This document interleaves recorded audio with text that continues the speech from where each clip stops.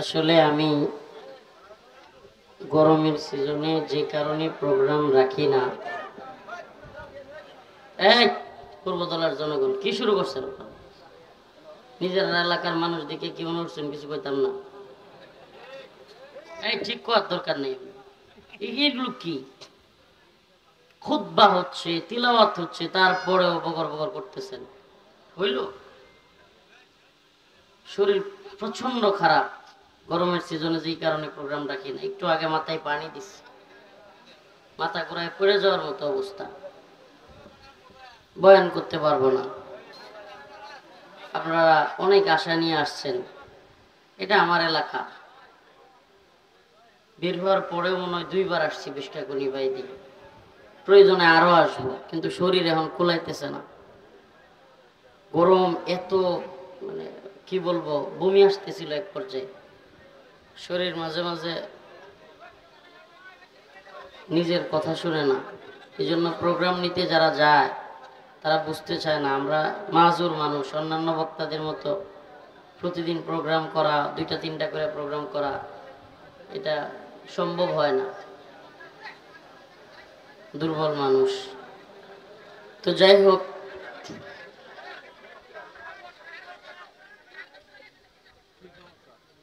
এই আপনাদের কি হয়েছে? আপনারা দাঁড়ান কেন?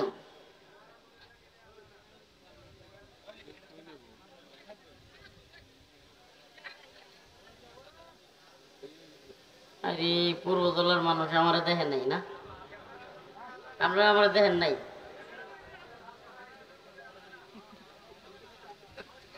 আল্লাহ ভালোবাসা আল্লাহর জন্য কবুল করো।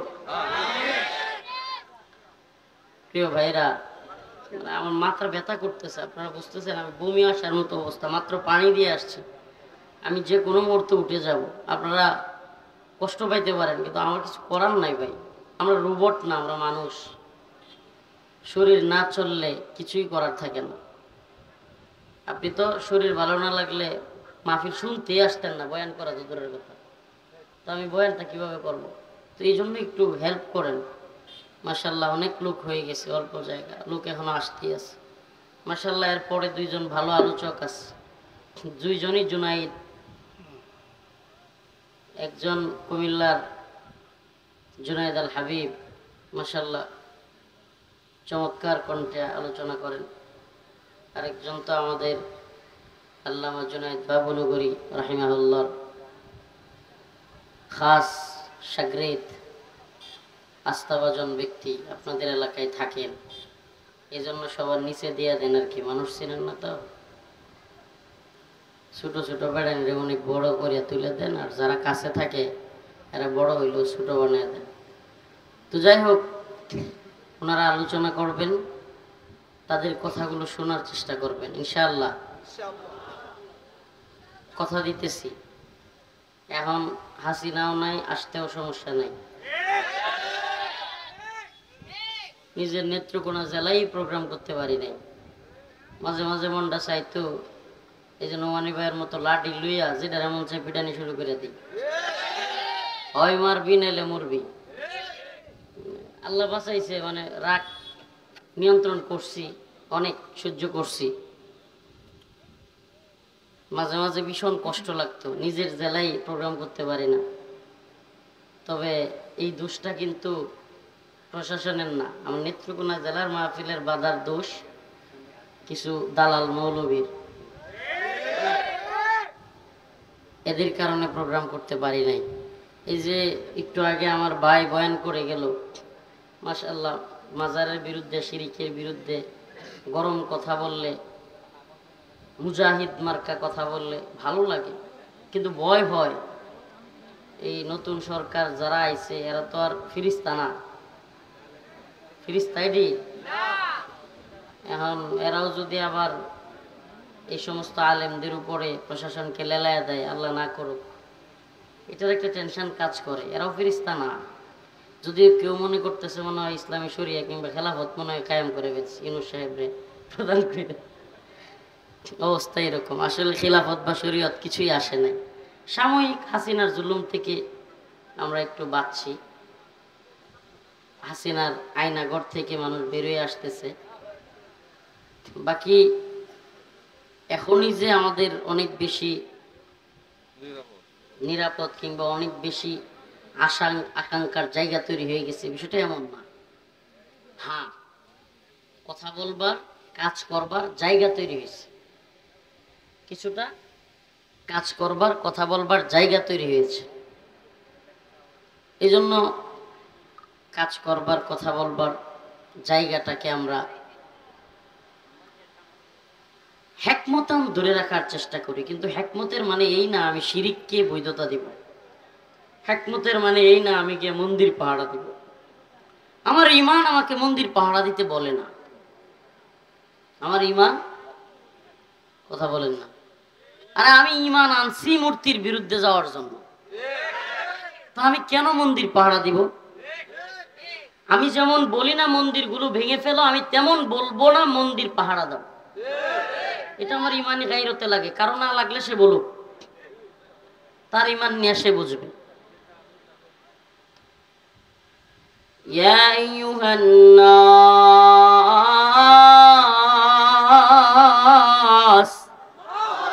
উ'বুদু রাব্বাকুমুল্লাযী খালাকাকুম والذين من قبلكم لعلكم تتقون।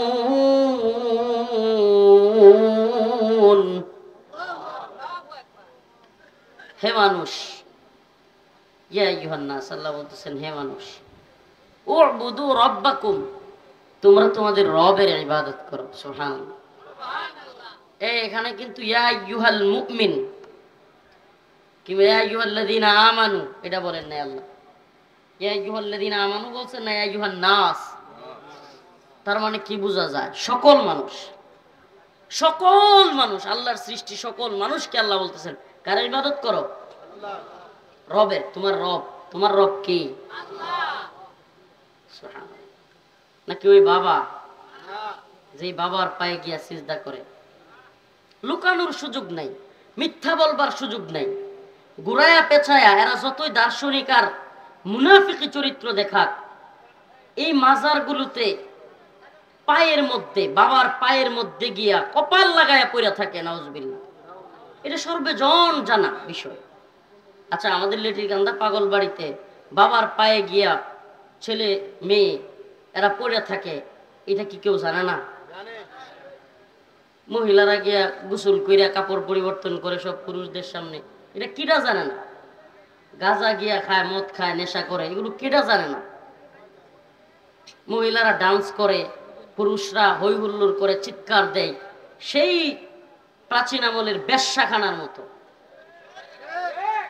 প্রাচীন আমলে রাজাদিরাজরা বা অনেকেই যারা বড় লোক থাকতো, এরা এই ধরনের নর্তকী নাচাইতো মাঝখানে আর টাকা ছিটাইতো।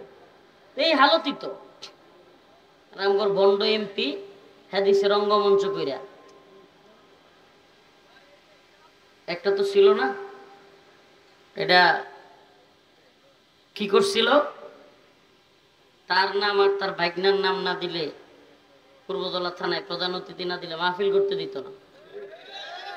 এই বন্ডামি ছিল কি ছিল না পূর্বতলায়?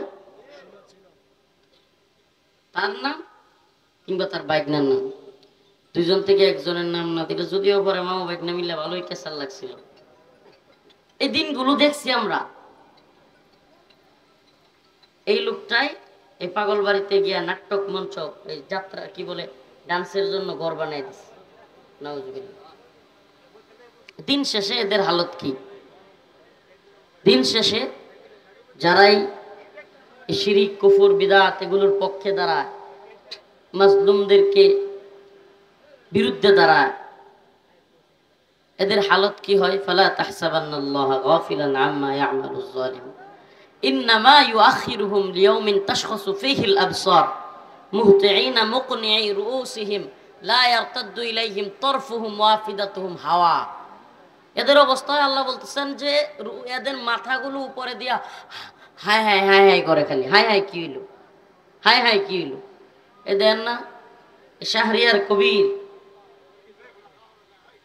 ধরা খাইছে, ওর মতো ব্যক্তি হেও বলে আমি জীবনে কোনোদিন ইসলামের বিরুদ্ধে যাই নাই। ফেরেশতা ধরা খায় কি হয়ে গেছে? এক বরাবের লাথি মারছে মানিককারে, ওইটাও কি কয় তখন খুব ভালো মানুষ। শুনছেন তো না? আপনারা বুঝতেছেন না? সব মাথার উপর দিয়ে যাইতেছে। লাথি যখন খাইছে ফাইটা গেছে, এখন ভালো সাজতে চায়। আজব হালত। এদেরকে নিয়ে টিটকারি মারি না। বাস্তবতা কি আল্লাহ বলছেন, জালেমরা যেন আমাকে গাফেল না মনে করে, তাদের জুলুমের ব্যাপারে আমাকে কি মনে না করে। যে যতটুকু জুলুম করেছে সে ততটুকু পাবে। এই জন্য ইবাদত করবো কার? সরকারের, নেতার, নেত্রীর। আপনারা দেখছেন কিনা, নূপুর শর্মা নামের এক মহিলা ভারতে আমাদের রাসূল সাল্লাল্লাহু আলাইহি সাল্লামকে নিয়ে কটূক্তি করেছিল। এই মনে আছে? পিছনে যারা আছেন, শরীর খারাপ লাগতেছে, আস্তে আস্তে করতেছে। আপনি তখন কোন এক থানায় ছাত্রলীগ কিংবা আওয়ামী লীগকে দেখছেন নূপুর শর্মা ইস্যুতে আন্দোলন করতে? সুবহানাল্লাহ। এই মালগুলো, এই লোকগুলো যখন ইসরায়েল ফিলিস্তিনে হামলা করলো, তারা ফিলিস্তিনের পক্ষে আন্দোলন শুরু করে দিচ্ছে। যাতে মাতাল তালে ঠিক। মানে কি, ফিলিস্তিনে হামলা করছে ইসরায়েল, আর ইসরায়েলের পক্ষ নিছে আমেরিকা। এখন যদি আমি ফিলিস্তিনের পক্ষ নেই, তার মানে আমি আমেরিকার বিরুদ্ধে গেলাম। তা আমার সরকার রেফালাই দিতে চায় আমেরিকা, তাহলে আমি যদি আমেরিকার বিরুদ্ধে নেই, ইসলামের পক্ষ লইলাম, নামের পক্ষ। নূপুর শর্মা ইস্যুতে কিন্তু আমার ইমান ছিল না। ফিলিস্তিন ইস্যুতে আমি বড় মুজাহিদ হয়ে গেছি। তো এটা কি? এটা হলো দলের ধর্ম আমার ধর্ম, নেতার ধর্ম আমার ধর্ম, নেত্রীর ধর্ম আমার ধর্ম। এটা কি বোঝা যায় না? যদি কোনো ব্যক্তি নূপুর শর্মা ইস্যুতে আওয়ামী লীগের দলীয় এজেন্ডার বাহিরে গিয়া রাসূলুল্লাহ সাল্লাল্লাহু আলাইহি সাল্লামের পক্ষে দাঁড়াতে না পারে, তাহলে বোঝায় যায় যে আপনার ধর্ম আপনার নেতার ধর্ম, আপনার ধর্ম আপনার দলের ধর্ম, আপনার ব্যক্তিগত কোনো ধর্মই নেই। ঠিক কইতেছেন না? মজা লাগে। এখন যদি মনে করেন আমেরিকা ইসলামের বিরুদ্ধে দাঁড়ায়, আমেরিকা তো হলো পৃথিবীর সবচাইতে বেশি ইসলাম বিদ্বেষী একটা রাষ্ট্র, এবং ইসলামের সবচাইতে বড় শত্রুদের অন্যতম হলো আমেরিকা, এবং উপমহাদেশে মুসলিমদের সবচাইতে বড় শত্রু হলো ভারত। এখন যদি মনে করেন আমেরিকার প্রশ্ন আসে, আর উলামায়ে কেরাম ডাক দেয়, বিএনপির লোকেরা পাওয়া যাইব না আমেরিকার বিরুদ্ধে, এই যে না কর। এই কনসেপ্ট গুলো একটু ক্লিয়ার করে। লা ইলাহা ইল্লাল্লাহ, আমি ইবাদত করি আল্লাহর, মানে কি? আমার আল্লাহর বিরুদ্ধে, ইসলামের বিরুদ্ধে, দ্বীনের বিরুদ্ধে, দ্বীনের প্রশ্নে আমার দলের লোক হোক, আমার নেতা হোক, আমার নেত্রী হোক, আমার দল হোক, আমার সংগঠন হোক, আমার পীর হোক, আমার বাবা হোক, আমার ভাই হোক, ইসলামের বিপক্ষে গেলে আমার বাবারও বিরুদ্ধে আমি চলে যাব। এটা না ঈমান বেটা, এটা কি? এটা ঈমান। বোঝা যায় যে লোকটার ভিতরে কি আছে। হযরত আবু বকর রাদিয়াল্লাহু আনহু বদরের যুদ্ধে গেলে, ওনার ছেলে বদরের যুদ্ধের পরে এসে বলছে, বাবা আপনারা কিন্তু দেখছিলাম, কিন্তু মারি নাই। উনি বলতেছেন যে ভালো করছো, তুমি আমার সামনে আসো না, আমি কিন্তু তোমার ছাড়তাম না। সুবহানাল্লাহ। এটা ঈমান কুফরের মাসআলা। এটা কিসের মাসআলা? এখানে আলেমদের সমালোচনা করা বিষয় নয়, ঈমান কুফরের মাসআলায় কোন ব্যক্তি যদি শাহবাগে নাস্তিকদের পক্ষ নেয়, আমার তার বিরুদ্ধে দাঁড়াতে হবে ব্যক্তির বিরোধিতার জন্য নয়, ইসলামের পক্ষে থাকবার জন্য। কোন ব্যক্তি যদি শাহবাগে গিয়া বলে যে শাহবাগে আমি আমার জীবনের সবচাইতে পুণ্যের কাজটা করছি, এই ব্যক্তির বিষয়ে কথা বলা এটা ঈমানের দায়িত্ব, এটা ব্যক্তির সমালোচনা নয়। কোন ব্যক্তি যদি ইন্টারফেইথ ষড়যন্ত্র, ইন্টারফেইথ আন্তধর্মীয় ষড়যন্ত্র শুরু করে। আন্তধর্মীয় ষড়যন্ত্র বুঝেন? সকল ধর্ম সঠিক, নাউজুবিল্লাহ, এই কথা বিশ্বাস করার সাথে সাথে কাফের হয়ে যাবে। সকল ধর্মই সঠিক, সকল ধর্মই সত্যের পথে ডাকে, সকল ধর্ম দিয়ে জান্নাতে যাওয়া যাবে, এই চিন্তা করা ব্যক্তি কাফের। কত ভালোভাবে বোঝার চেষ্টা করেন। আমার প্রশ্ন, যদি সকল ধর্ম সঠিক হয়, আমি ইসলাম মানবো কেন? না, একটা মানলেই যেটা সবচেয়ে সহজ, নামাজ পড়ুন লাগে না, রোজা রাখুন লাগে না, যেটাতে আপনার ওই কোরবানিও করা লাগে না, জিহাদ করা লাগে না, এমন ধর্ম বাচ্চা নিব আমি, সমস্যা কি বলেন? কেউ কি আমাকে কিছু বলতে পারবে? আমার কথাগুলো কি বুঝাইতে পারতেছি? যদি সকল ধর্ম সঠিক হয়, আমি তো ইচ্ছা মতো ধর্ম বাচ্চা নিব। আসলে ইসলাম, এই প্রশ্নটা ছোড়া দরকার, এই প্রশ্নটা একেবারে ক্লিয়ার উত্তর দেওয়া দরকার। আচ্ছা, ইসলাম কি ধর্মীয় স্বাধীনতায় বিশ্বাস করে? না, একদিক থেকে না। ধর্মীয় স্বাধীনতা বলতে কি? যে কেউ যে ধর্ম পালন করবে আর সে জান্নাতে যাবে, এই কথা ইসলাম বিশ্বাস করে না। আর যদি বলেন তাইলে অন্য লোকদেরকে কি দেখতে ধরে মুসলমান বানানো লাগবো, এই প্রশ্নে আবার না, এটাতেও আমরা একমত না। এই ক্ষেত্রেই লা ইকরাহা ফিদ্দীন, যে ধর্ম গ্রহণের ক্ষেত্রে বাড়াবাড়ি করা যাবে, কাউকে ধর্ম গ্রহণে কি করা যাবে না, বাধ্য করা যাবে না। কিন্তু তার মানে এই নয় যে আন্তধর্মীয় সংলাপ করবেন। একদিকে আমি নাউজুবিল্লাহ, এই এই এই মোল্লা, শাহবাগী মোল্লাদের কথাবার্তা হলো যে স্কুল, কলেজ, ভার্সিটি, মাদ্রাসা সব জায়গায় এই শাহরিয়ার কবির, মুনতাসির মামুন, এরপরে মানে এদের নামগুলো পিটকাইতেও ভালো লাগে না, থাক, দরকার নেই। এই যে মানিক বিচারপতি, শামসুদ্দিন চৌধুরী মানিক, এদের বক্তব্যগুলো ছিল এমন যে বাচ্চারা স্কুলে পড়বে, কলেজে পড়বে, ভার্সিটিতে পড়বে, মাদ্রাসায় পড়বে, পড়ার পর ধর্মীয় জ্ঞান অর্জন করবে, সকল ধর্মের বই পুস্তক থাকবে, সবাই সব ধর্মের বই পুস্তক পড়বে, তার যেটা ভালো লাগবে সেটা গ্রহণ করবে। নাউজুবিল্লাহ। আপনি কি বুঝতেছেন ঈমান হরণের কত সূক্ষ্ম পরিকল্পনা? ঈমান হরণের কত সূক্ষ্ম পরিকল্পনা আপনি বুঝতেছেন? রাষ্ট্র রাজনীতি আমাদের গ্রামের মানুষ বুঝে না, বোঝার চেষ্টাও করে না।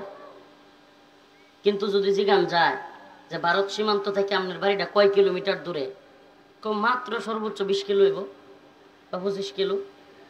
তো ভারত সীমান্তে যে অস্ত্র লইয়া ভারতীয় বাহিনী বসে আছে আপনার উপর হামলা করার জন্য, আপনার আমার মা বোনদেরকে ধর্ষণ করার জন্য, আপনি কি এটা জানেন? খবরই নেই, খবরই নেই।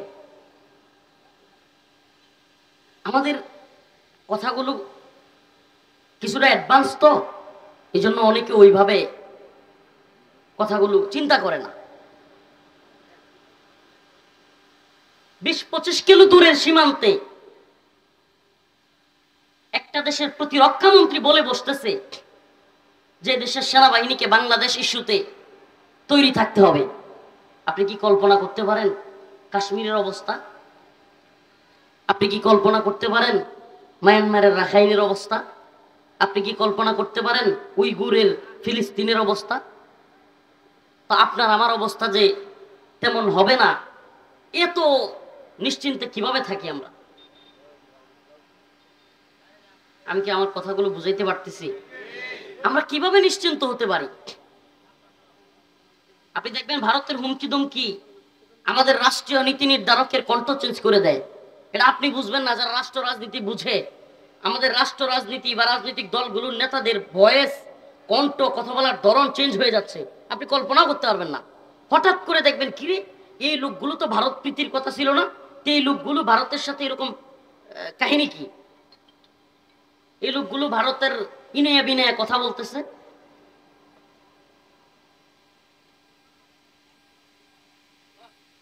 আসলে তারা তখন আমাদেরকে বলবে যে আমরা আবেগী, আমরা কম বয়সী, তো আমরা একটু আমাদের অবস্থানটা বুঝি না। ভারত আমাদের কি করতে পারে, এই ভারত এটা করে ফেলবে, ওইটা করে ফেলবে, এই সেই। সুবহানাল্লাহ। আমরা বিশ্বাস করি কাম মিন ফিয়াতিন কালিলাতিন গালাবাত ফিয়াতান কাসীরাতান বিইذনিল্লাহ। আল্লাহ নিজে বলছেন যদি তোমরা অল্প হও, সুবহানাল্লাহ, এটা তো ভয়ের কিছু নাই। কাম মিন ফিয়াতিন কালিলা গালাবাত ফিয়াতান কাসীরাতান বিইذنিল্লাহ। কত ছোট দল আল্লাহর উপর আস্থা বিশ্বাস রেখে বড় বড় দলের উপর বিজয় হয়েছে, সুবহানাল্লাহ। এটার বিশ্বাস আমাদের আছে। এটা ইমানি পাওয়ার, অস্ত্রের পাওয়ার না। এটা কিসের পাওয়ার? ইমানি পাওয়ার, সুবহানাল্লাহ। আচ্ছা, আপনি আমারে বুঝান তো, আমার কথাগুলো একটু রাজনৈতিক হয়ে যাচ্ছে, রাষ্ট্র রাজনীতি বা, তো আপনারা আমাদের কাছ থেকে আমাদের গ্রাম্য ওয়াজে যেটা আশা করে, একটু কণ্ঠ দিয়ে, একটু সুরেলা কণ্ঠে, কিছুক্ষণ মায়াবী ভাবে টান টুন দিয়ে আওয়াজ করবে। আমি এক হুজুরের ঘটনা শুনতেছিলাম, 30 মিনিট কথা বলার আলোচনা করার পরে একজন সামনে থেকে চাচা দাঁড়াইছে, দাঁড়ায় বলতেছে, হুজুর ওয়াজ কখন করবেন? 30 মিনিট কথা বলার পরে কি কইতেছে, যখন উনি জিজ্ঞেস করছে যে এতক্ষণ কি করলাম, এতক্ষণ তো গল্প করছেন, ওয়াজ কখন করবেন? প্রিয় হাজিরিন, এগুলো কেন করি জানেন? আমাদের সবচেয়ে বেশি জরুরি যেটা এখন, এই উম্মাহকে বুঝানো, সেটা হলো এ ভূখণ্ডের সবচেয়ে বড় শত্রু হলো হিন্দুত্ববাদী, তাগুতি, ব্রাহ্মণ্যবাদী ভারতীয় সরকার। এই উম্মাহকে এটা বোঝানো দরকার। আপনি আপনার এলাকার, আপনার ইউনিয়নের কিংবা আপনার থানার নেতা দেখেন পাওনা চায়া বিরাট বড় নেতাগিরি করতেছে, কিন্তু আপনি খুঁজা দেখেন, একটু গভীরে চিন্তা করলেই দেখবেন এই নেতাও কোনো না কোনো ভাবে ভারতের দালালি কইরা ক্ষমতায় আসার চিন্তা করতেছে। এটা আপনি একটু খুঁজ নিয়ে দেখবেন, একটু গভীরে গেলেই দেখবেন, ভারতীয় দালালি ছাড়া, ভারতের পা চাটা ছাড়া এদেশে কিছু করার যাইত না। এই অবস্থাটা ছিল। আলহামদুলিল্লাহ কিছুটা পরিবর্তন হয়েছে, এই জন্য তো এইভাবে কথা বলতে পারতেছি। তবে একটা কথা কি জানেন, আলহামদুলিল্লাহ, আমি আমার কথা বলি, সরকার কে ছিল, কখন কে আছে, কে আসবে, এগুলো বিবেচনা করে কখনো কথা বলি নাই। এই জন্য আমাদের এত পেরেশানিও নেই। কিন্তু ভাই, বাস্তবতা অস্বীকার করার সুযোগ নাই। বাস্তবতা আপনি চাইলেই অস্বীকার করতে পারবেন না।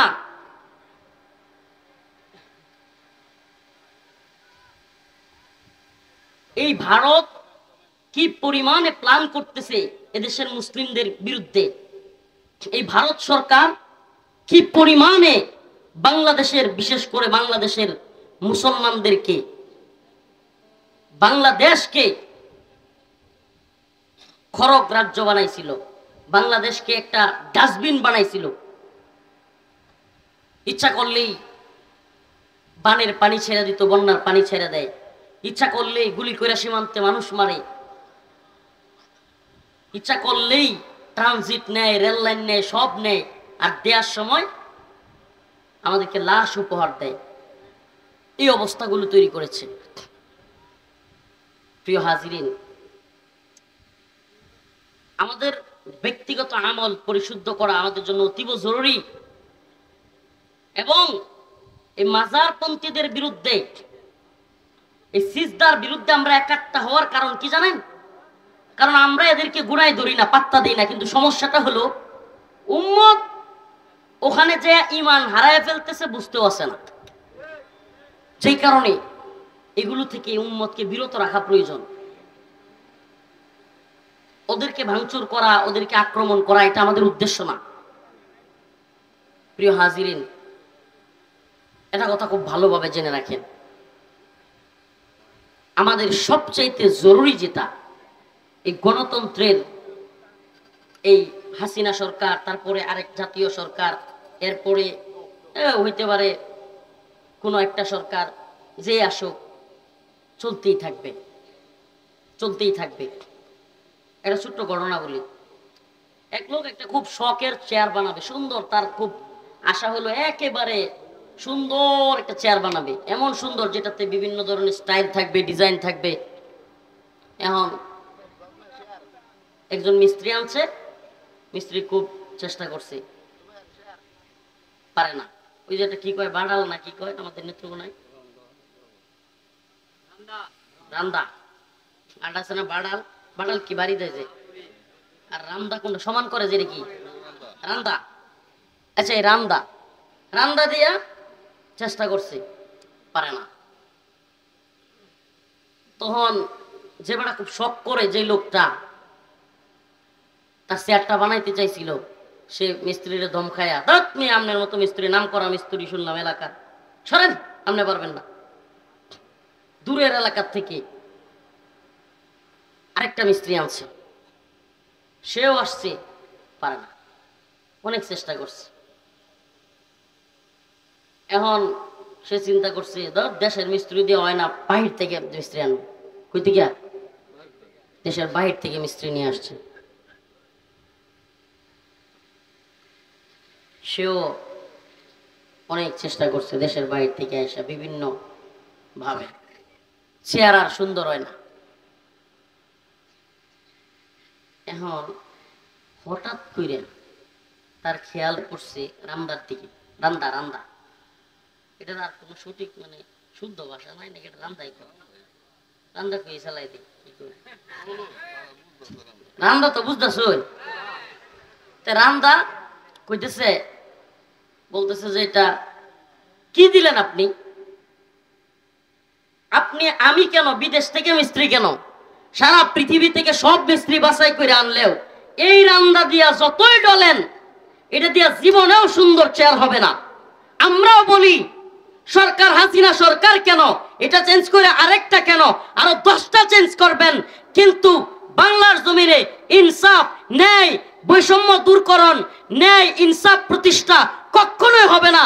যদি করতে চান তাইলে রান্দা যেমন পরিবর্তন করতে হবে, চেয়ার বানাইতে হলে সুন্দর রান্দা দিতে হবে, তেমনি ভাবে শুরাই ভিত্তিক ইসলামিক রাষ্ট্র ব্যবস্থা, কোরআনী রাষ্ট্র ব্যবস্থা ব্যতীত ইনসাফ, শান্তি আসতে পারে না। চেঞ্জ করলে লাভ নাই, মিস্ত্রি চেঞ্জ করলে লাভ নাই। বুঝতে, আমি মনে হয় বুঝাইতে পারি নাই। এই চেয়ার পাল্টাইবেন, চেয়ারের লুক পাল্টাইবেন, লাভ নাই। চেয়ার যতই মিস্ত্রি ডলাডলি করুক, রান্দার নিচে যদি সমান না থাকে, লাভ আছে?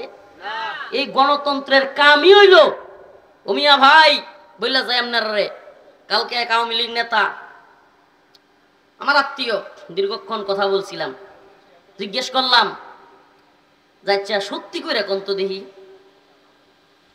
যদি আল্লাহ না করুক ইন্ডিয়া আমাদের উপর হামলা করেই ফেলে, আওয়ামী লীগ কোন পক্ষ নিব? একবারে বেলা টাকার লোক ডিরেক্ট কইতেছে আওয়ামী লীগ সরাসরি ইন্ডিয়ার পক্ষ নিব। এমনকি উনি এটাও বলছে যে আওয়ামী লীগ ইন্ডিয়ার পক্ষ তো লইব, সর্বপ্রথম আওয়ামী লীগ যেটা করবো এটা হলো বিএনপি আর জামাতের বাড়ি ঘরকে ভাঙবো। আপনি চিন্তা করছেন? এই গণতন্ত্র আমাদেরকে ঘরে ঘরে শত্রু পয়দা করে দিছে। আপনি চিন্তা করছেন? এই তথাকথিত গণতন্ত্র এটা আমাদের ঘরে ঘরে শত্রু বানায় দিছে। আমাদের আলেমদের মধ্যে ফাটল তৈরি করে দিছে। গণতন্ত্রের কাম কি জানেন? আচ্ছা, আওয়ামী লীগ মনে করে সবকিছু খারাপ করছে, একটা কথার কথা বলি, মায়ানমারের রোহিঙ্গাদেরকে প্রত্যাবর্ষণ, শেখ হাসিনার এই সিদ্ধান্তটাও কি খুব খারাপ? এই মুসলিমরা এতগুলো মানুষকে মারছে, মায়ানমারের মংরা, এরা যাবে কোথায়? নাফ নদী পার হয়ে সাতরায় আসছে, হুজুর কই থাকবে? কোথায় এসে থাকতে হবে? যাওয়ার জায়গা নেই, রাখছে। এইটা তো অন্তত ভালো কাজ করছে নাকি? কিন্তু গণতন্ত্রের ভাষা হইল, অনেকে ভুল বুঝেন না আবার, হুজুরে আওয়ামী লীগের প্রশংসা করে লিখতেছে, এটাও রাজনৈতিক সিদ্ধান্ত, যদিও এটাও কি, এটাও রাজনীতি, নোবেল পাওয়ার আশা। বাকি যাই হোক, কাজটা কি হয়েছে? মুসলমানদেরকে জায়গা দিচ্ছে। আচ্ছা আমারে বলেন, বিরোধী যে দলগুলো আছে তারা কি বলতে পারবে শেখ হাসিনা খুব ভালো কাজ করেছে, এটা অবশ্যই তার থাকা দরকার, এই কথা বলতে পারবে? তাইলে তার রাজনীতি কই? সে ক্ষমতা আসবে কিভাবে? যেহেতু সে বলতেছে যে সরকার ঠিক কাজ করছে, ভালো কাজ করছে, এটা যদি সে বলে তাইলে তো তার ক্ষমতায় আসার জায়গা নাই, কারণ সে সঠিক করতেছে, তাইলে তারে চেঞ্জ করার দরকারটা কি? কি আশ্চর্যজনক গণতন্ত্র! আরো আশ্চর্য কি জানেন?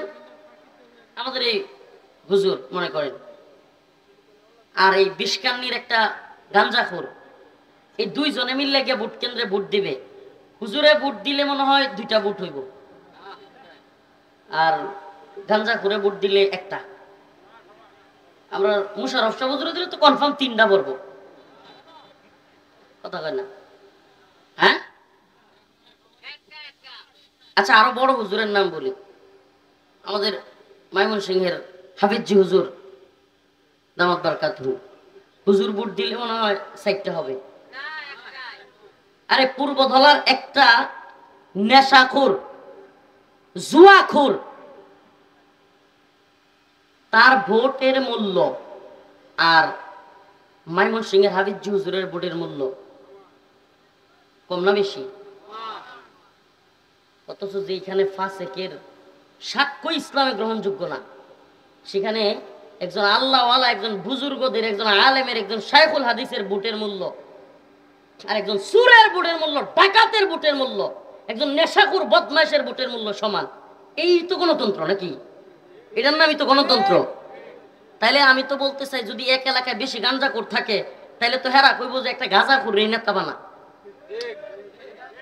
হইতেছেও তো তাই। আপনারা কি কন? এক এলাকায় মনে করেন বেশি মদখোর, সব মাল খায়, এরা চিন্তা করবো যে নেতারাও যদি মাল খোর হয় তাইলে এলাকায় বৈধভাবে মাল রাখানোর জায়গাটা তৈরি হবে। দেবট মাল খোর নেই জিন্দাবাদ বলবে কি বলবে না? এই তো গণতন্ত্র, এই তো ডেমোক্রেসি। এটা দিয়ে নাকি শান্তি প্রতিষ্ঠিত হবে, এটা দিয়ে নাকি ইনসাফ প্রতিষ্ঠিত হবে। আরে এটার মধ্যেই তো বৈষম্যের অভাব নাই। বৈষম্য আপনি এটা দিয়ে কেমনে দূর করবেন? এই রান্না দিয়ে আপনি কেমনে বৈষম্য দূর করবেন? এটার মধ্যেই তো বৈষম্যের অভাব নাই।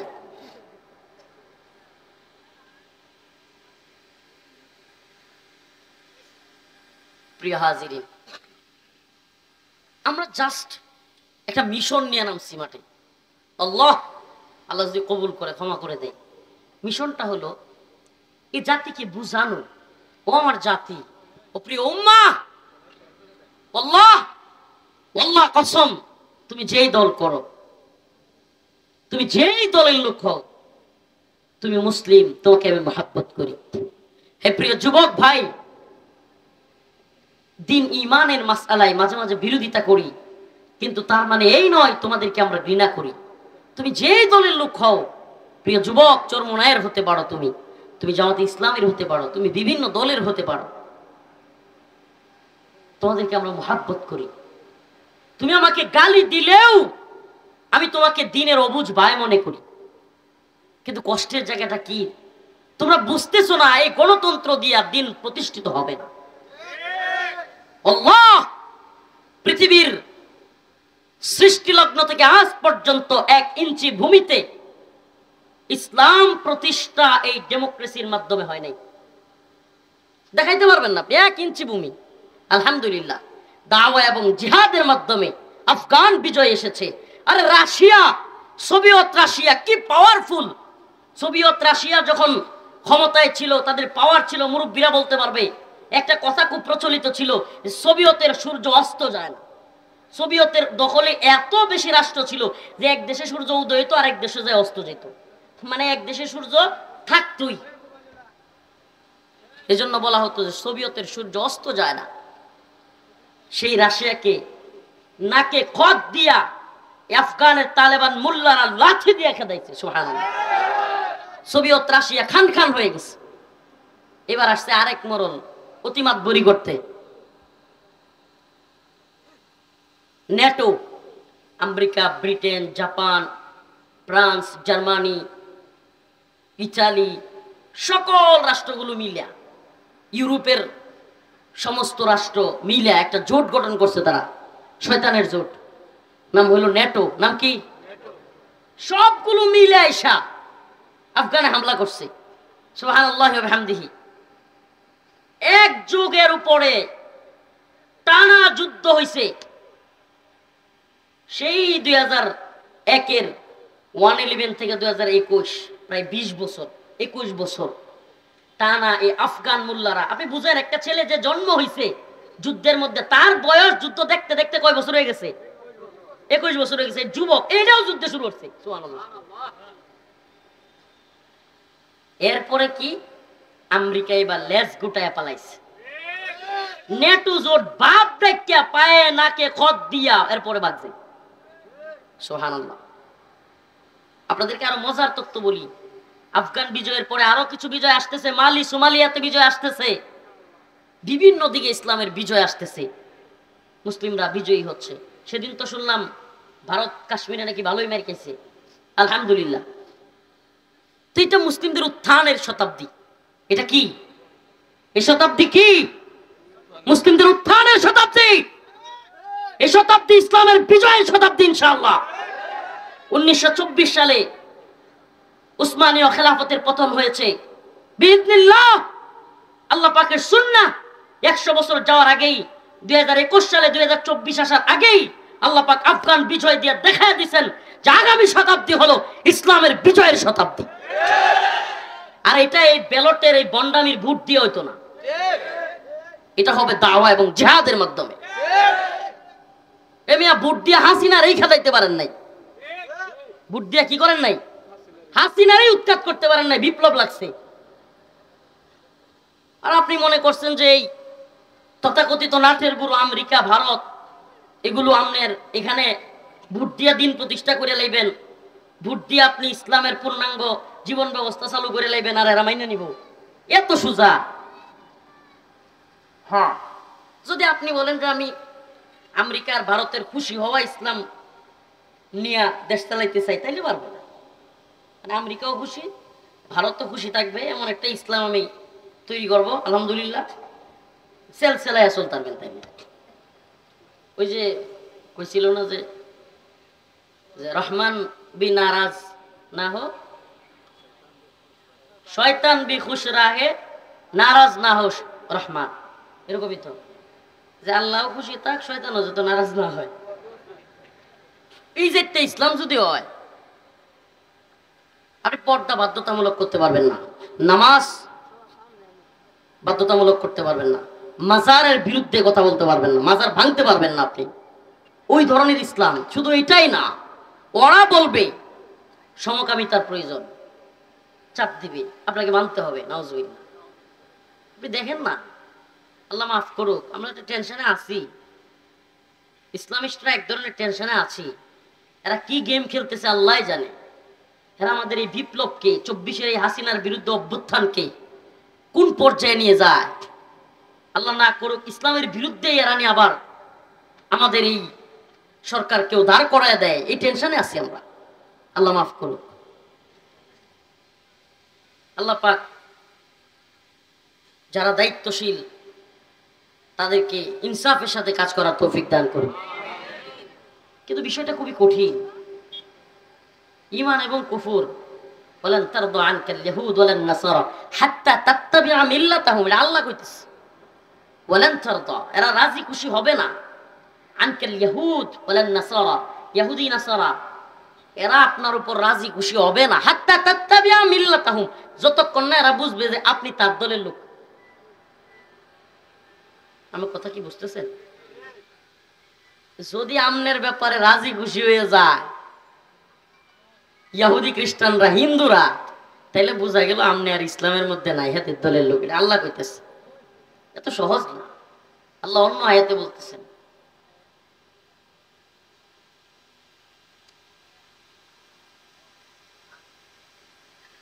লা তাত্তাখিযুল ইয়াহুদা ওয়ান নাসারা আউলিয়া বা'দুহুম আউলিয়াউ বা'দ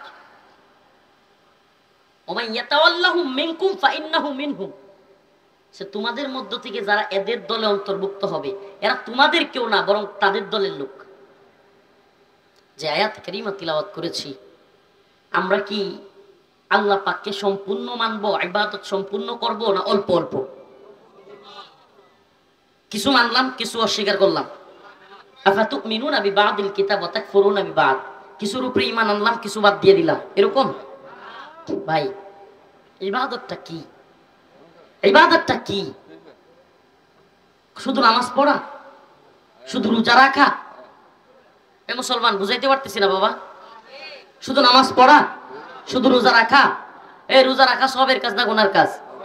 ঈদের দিন রোজা রাখলে কি আশ্চর্য, একটু আগে কিছু সবের কাজ, অন কই গুনাহ, এটা হলে কই যেতাম।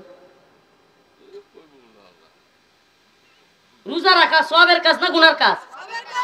ঈদের দিন করলে কেন? সুবহানাল্লাহ, আল্লাহর নিষেধ। সুবহানাল্লাহ। নামাজ পড়া সবের কাজ না গুনার কাজ? সূর্যাস্তের সময় করলে কেন? তার মানে কি বোঝা গেল নামাজ পড়া বা রোজা রাখাই ইবাদত নয়, বরং আল্লাহর হুকুম মানাই ইবাদত। তাইলে আল্লাহ যে না করছে গাঞ্জা খাওয়ান যেত না, মদ খাওয়ান যেত না, ইন্নামাল খামরু ওয়াল মাইসির ওয়াল আনসাব রিজসুম মিন আমালিশ শাইতান। তো এখন আমাদের রাষ্ট্র যে মদের লাইসেন্স দিয়ে দিচ্ছে, বৈধতা দিয়ে দিচ্ছে, এই ইবাদতের ক্ষেত্রে কি হবে? এটা কি ইবাদত না? সুদ হালাল না হারাম? আহাল্লাল্লাহুল বাই ওয়া হাররামার রিবা। তো আল্লাহর হুকুম মানাই যদি ইবাদত হয়, আপনি নামাজের ব্যাপারে মানেন, রোজার ব্যাপারে বুঝেন, কিন্তু সুদের ব্যাপারে বুঝেন না, আপনি মদের ব্যাপারে বুঝেন না, তাইলে এটা হইল? তাইলে এটা অনেকটা এমন হয়ে গেল না যে অর্ধেক আল্লাহরে মানলাম, অর্ধেক শয়তানরে মানলাম। আল্লাহ পাক আমাদের সবাইকে প্রকৃত ঈমানদার হয়ে শুধুমাত্র আল্লাহর ইবাদত করার তৌফিক দান করুক। ইয়া আইয়ুহান নাস উবুদু রাব্বাকুম, তোমরা তোমাদের রবের ইবাদত করো। আল্লাযী খলাকাকুম, যিনি তোমাদের সৃষ্টি করেছেন, ওয়াল্লাযীনা মিন ক্বাবলিকুম লাআল্লাকুম তাত্তাকুন, যিনি তোমাদের পূর্ববর্তীদেরকেও সৃষ্টি করেছেন যাতে তোমরা মুত্তাকী হতে পারো। কি হইতে পারো? সুবহানাল্লাহ। তার মানে আল্লাহর ইবাদত করলে আমরা কি হব? তা আল্লাহর বান্দারা আল্লাহর দিন প্রতিষ্ঠা করতে চাইবে না আব্রাহাম লিঙ্কনের দিন প্রতিষ্ঠা করতে চাইবে? মাও সেতুং এর দিন প্রতিষ্ঠা করতে চাইবে না আল্লাহর দিন প্রতিষ্ঠা করতে চাইবে? লেনিনের দিন প্রতিষ্ঠা করতে চাইবে নাকি আল্লাহর দিন প্রতিষ্ঠা করতে চাইবে? মাহফুজ খন্দকার ইনসাফের ভাইয়ের কথাটা আমার খুব ভালো লাগছে। উনি বলতেছেন বর্তমান পৃথিবীতে, বর্তমান বাংলাদেশে কেউ যদি মাও সেতুং এর মতবাদের কথা বলতে পারে, লেনিনের মতবাদের কথা বলতে পারে, আব্রাহাম লিঙ্কনের মতবাদের কথা বলতে পারে, তাহলে আমরা আল্লাহর শরিয়া, আল্লাহর খিলাফতের কথা কেন বলতে পারবো না? বলতে পারবো তো ইনশাআল্লাহ।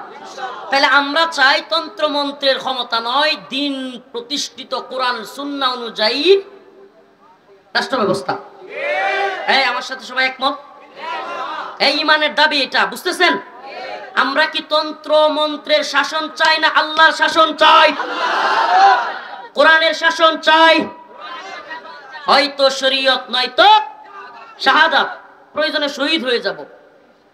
কোন দল আইলো গেল এটা যায় আসে না, আমাদের মূল কাজ আল্লাহর দিন আল্লাহর জমিনে বিজয়ী করা। সুবহানাল্লাহ। তো আমরা কি চাই? কোরআন সুন্নাহ অনুযায়ী রাষ্ট্র ব্যবস্থা। কি চাই?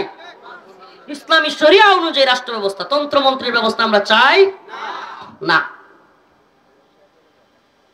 ওয়া আখিরু দাওয়ানা আলহামদুলিল্লাহি রাব্বিল আলামিন। আসসালামু আলাইকুম ওয়া রাহমাতুল্লাহ। দোয়া করবেন। এই শুনেন, আমার বড় ভাই খাস মানুষ, খুব সুন্দর আলোচনা করে, আমি নিজে শুনছি, তো ভাইয়ের আলোচনা শুনবেন। এরপরে আরেকজন আসতেছেন কুমিল্লার, মাশাআল্লাহ খুব সুরেলা কণ্ঠে কথা বলেন, জুনায়েদ আল হাবিব। আমি এলাকার সন্তান, কিছু কথা বলে গেলাম আপনাদের সামনে, মনে কষ্ট নিয়েন না। বাবা না বালা আকারে আইজ না। আসসালামু আলাইকুম ওয়া রাহমাতুল্লাহ। না আমার শরীর পারবো না।